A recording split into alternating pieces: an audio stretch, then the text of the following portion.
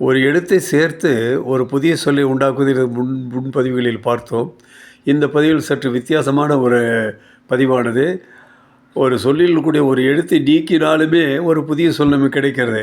இது தமிழனுடைய தனி சிறப்பு, தமிழனுடைய ஒரு மாண்பு.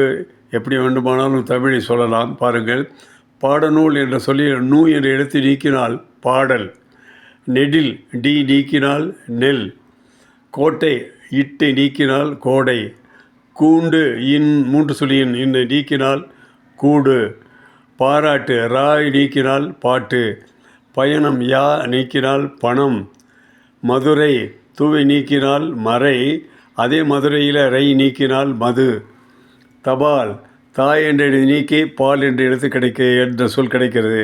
விபத்து அந்த வி என்ற எழுத்து நீக்கி பத்து என்ற சொல், விபத்து அதே இதில் பா என்ற எழுத்து நீக்கி வித்து என்ற சொல் கிடைக்கிறது.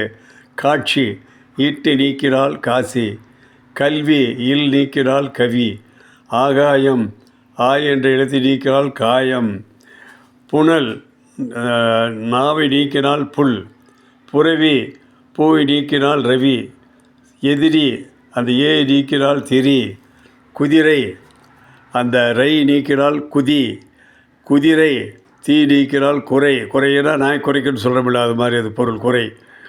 காந்தி இன்னு நீக்கினால் காதி, சக்தி ஈக்கு நீக்கினால் சதி, சாரதி ரா நீக்கினால் சாதி, அதே சாரதியில் சாவி நீக்கினால் ரதி, பாரதம் பாவி நீக்கினால் ரதம், அதே பாரதத்தில் ராவி நீக்கினால் பாதம். இப்படி தமிழில் எண்ணற்ற சொற்கள் இருக்கின்றன. ஒரு எழுத்து சேர்த்தினாலும் ஒரு புது சொல் கிடைக்கிறது, ஒரு எழுத்தை நீக்கினாலும் புதிய சொல் கிடைக்கிறது.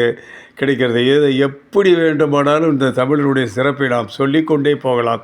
இதை குழந்தைங்களுக்கு சொல்லிக் கொடுங்க, அவங்களும் இது மாதிரி புதிய சொல்லை கண்டுபிடிச்சி எழுதட்டும். இப்படியெல்லாம் பயிற்சி பண்ணும்போது முன்பே சொன்னேன், என்ன சொல்வது, வேர்டு வெக்கபிளரி சொற்களஞ்சியமானது அதிகமாக கிடைக்கும். அவர்களுடைய நேரத்தை சரியானபடி பயன்படுத்தி கொள்ளலாம். எல்லோருக்கும் என்னுடைய பாராட்டுகள்.